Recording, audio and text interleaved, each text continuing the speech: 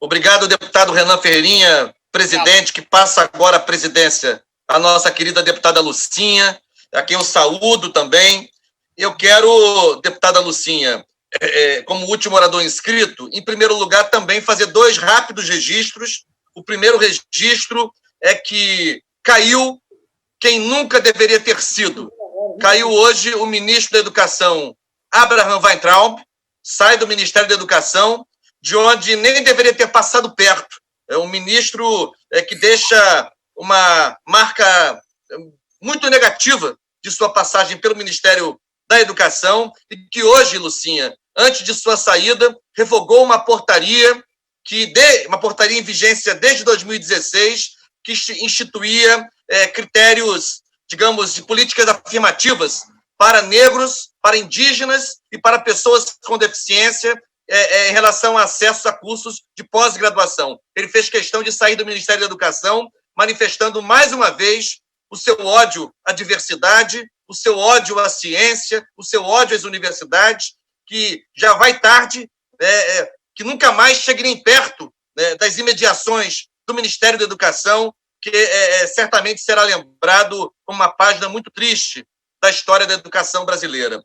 Ao mesmo tempo, também quero registrar, muito brevemente, para entrar no ponto que quero desenvolver, até aproveitando a intervenção de Vossa Excelência e de outros deputados que me antecederam sobre o dia de hoje, mas eu quero também fazer essa nota, que não é uma nota qualquer, que é a prisão do Queiroz. Aliás, uma pergunta que se fazia há muito tempo: cadê o Queiroz? Cadê o Queiroz? Ele foi achado hoje em Atibaia, onde estava há cerca de um ano, acolhido, abrigado pelo advogado da família Bolsonaro, particularmente do ex-deputado estadual, hoje senador Flávio Bolsonaro. Portanto, certamente isso aprofunda, né, os questionamentos sobre as relações da família Bolsonaro e do senador Flávio Bolsonaro com este personagem, mas é bom lembrar também que, embora esta pergunta tenha sido respondida, cadê o Queiroz? Hoje já tem resposta, mas ainda falta responder a uma outra pergunta importante, que é: quem mandou matar a vereadora Marielle Franco?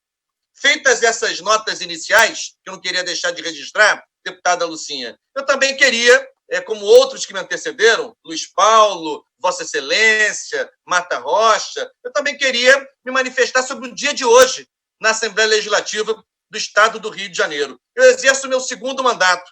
Ainda não tenho a estrada na Assembleia que, por exemplo, Vossa Excelência tem. Mas eu quero, sem dúvida, destacar que hoje é uma jornada histórica na Assembleia Legislativa do Estado do Rio de Janeiro. Eu diria até, Lucinha, tristemente histórica, porque que sina, que destino tem o Estado do Rio de Janeiro. Desde 1999, nós já tivemos 4 governadores presos. Um deles ainda está preso.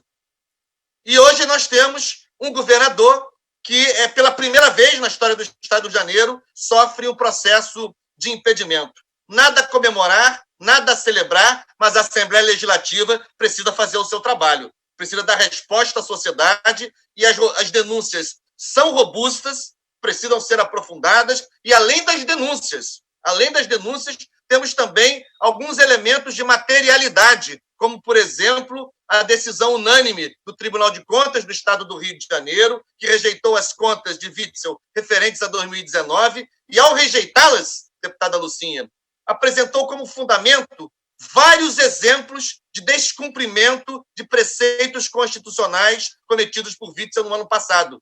As receitas vinculadas à educação, à saúde, à FAPERJ aqui no Rio de Janeiro. Ora, descumprir a Constituição também pode ensejar, como sabemos, crime de responsabilidade. Então, é muito grave a situação do Rio de Janeiro, que já enfrentava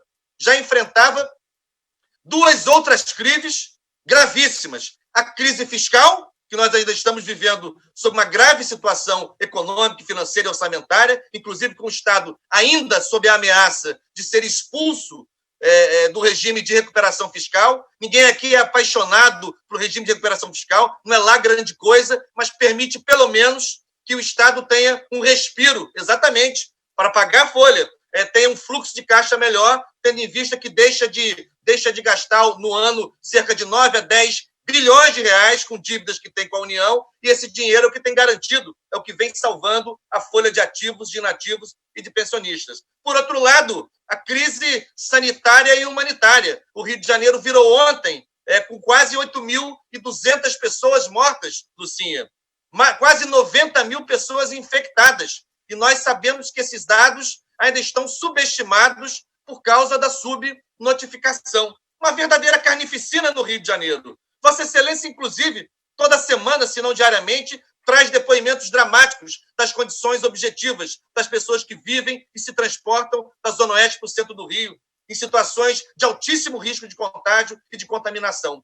Ora, como se tudo isso fosse pouco, o Rio agora enfrenta esse quadro de instabilidade política, de instabilidade institucional. Então, eu queria aqui dizer da importância da Assembleia instituir a comissão processante que instituiu hoje em relação ao impeachment, saudar o deputado Chico Machado e o deputado Rodrigo Bacelar, respectivamente presidente e relator desta comissão. Eu sou membro da comissão e já me coloquei integralmente à disposição do presidente e do relator para qualquer missão que puder ajudá-los na consecução de suas missões. E, ao mesmo tempo, também, eu, assim como Vossa Excelência, não tive tempo para fazer as perguntas ao secretário Fernando Ferri, que esse foi também um outro momento importante da jornada de hoje. Além da instalação da comissão processante às 13 horas, tivemos uma reunião importantíssima da comissão especial que foi criada em conjunto com a Comissão de Saúde hoje, às 10 horas, a oitiva do secretário Fernando Ferri. E aí, Lucinha,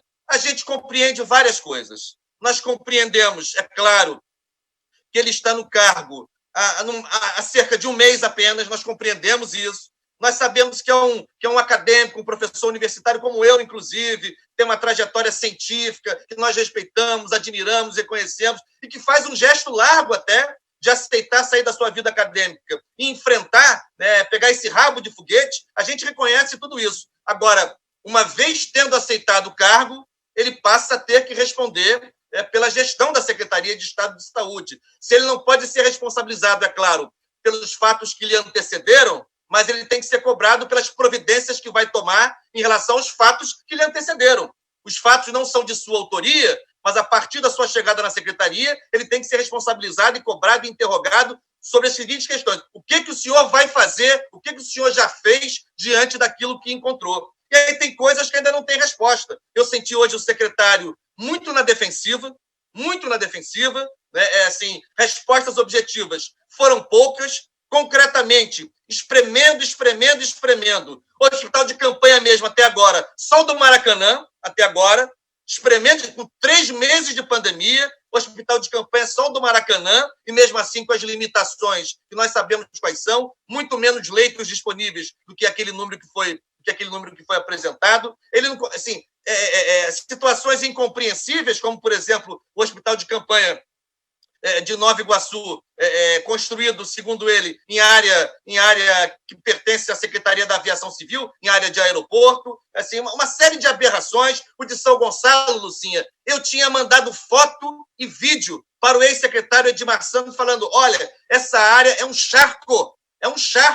Todo mundo que conhece São Gonçalo um pouquinho sabe que aquele campo de futebol, aquele campo de várzea, quando chove, tem inundação, sobe até 1,5 metro, 2 metros a água, isso vai dar ruim, como o povo diz, vai dar ruim. Mas, infelizmente, a gente falava, aparentemente as nossas sugestões não eram assimiladas, não eram levadas em conta, e, além disso, as questões que não foram claramente respondidas, por exemplo, o Luiz Paulo levantou um tema importantíssimo. Nós temos um sistema eletrônico para que os diferentes órgãos do Estado alimentem esse sistema com as suas operações de despesas, as despesas efetivamente liquidadas e pagas, enfim. Ora, por que ao chegar, o secretário já não cuidou de zerar esse problema? Nós ainda temos várias operações financeiras feitas pela Secretaria de Saúde que não estão lá registradas. Lucinha, depois de tudo que aconteceu, o gestor tinha que ter verdadeira obsessão pela transparência. Tinha que ser obsessivo com a transparência. Então, está faltando alimentar o sistema. Ainda não dá para saber exatamente o seguinte, afinal de contas, quanto foi gasto pela Secretaria de Saúde até agora e desse valor que foi gasto, quanto era superfaturado? Isso também precisa saber, né? Quanto foi gasto ao todo e deste todo, quanto, afinal de contas, eram despesas lícitas e quanto eram despesas superfaturadas, portanto, ilícitas. Ninguém consegue dizer, porque filho feio costuma não ter pai nem mãe, ninguém consegue dizer quem indicou o Gabriel Neves e ninguém consegue dizer quem indicou o Carlos Frederico Vessoda do BOC. Eles chegaram lá meio que por encanto, né? Chegaram lá por encanto. Foi um encantamento, foi alquimia, foi magia. Agora não se sabe quem indicou, quem não indicou. Ou seja, tem muita coisa ainda para ser esclarecida. Eu quero ressaltar a condução dos trabalhos da deputada Marta Rocha hoje na reunião, que teve momentos difíceis, porque o secretário, em alguns momentos, tinha, digamos, dificuldade de escutar, de esperar que os deputados completassem as perguntas, porque são perguntas difíceis. Enfim, o trabalho dele é difícil, né? E, sobretudo, nesse contexto, não tem jeito. E o nosso também é difícil. A gente não pode só ficar aplaudindo, ressaltando o que é bom, tem que perguntar nas feridas, tem que tocar nas feridas, que o nosso papel de fiscalização exige isso. Quero também saudar o deputado Renan Ferreirinha, que assume a relatoria desta comissão, vários membros experientes da comissão, como Vossa Excelência, como deputado Luiz Paulo. Então, eu quero aqui dizer que nós temos muito ainda que trabalhar, e essas duas comissões, tanto essa comissão especial quanto a comissão processante do impeachment, tem muita coisa a trabalhar em conjunto. Por exemplo, o material que essa comissão já solicitou, aliás, antes mesmo de ser instalada, ao Tribunal de Contas do Estado, vai ser muito útil para a comissão processante, tem muitas pautas comuns entre nós, e eu tenho certeza que o Parlamento Fluminense vai dar uma contribuição relevante. Lucinha, sem revanchismo, sem politicagem, sem transformar as comissões em espaço de disputa partidária. Não é isso. É abrir a cortina, explicar para o povo fluminense o que aconteceu, quem é responsável e aplicar as devidas penalidades na forma da Constituição e na forma da lei. É isso que o povo fluminense espera do Parlamento Fluminense, espera dos deputados e deputadas que integram essas comissões. Muito obrigado, Lucinha, pela oportunidade.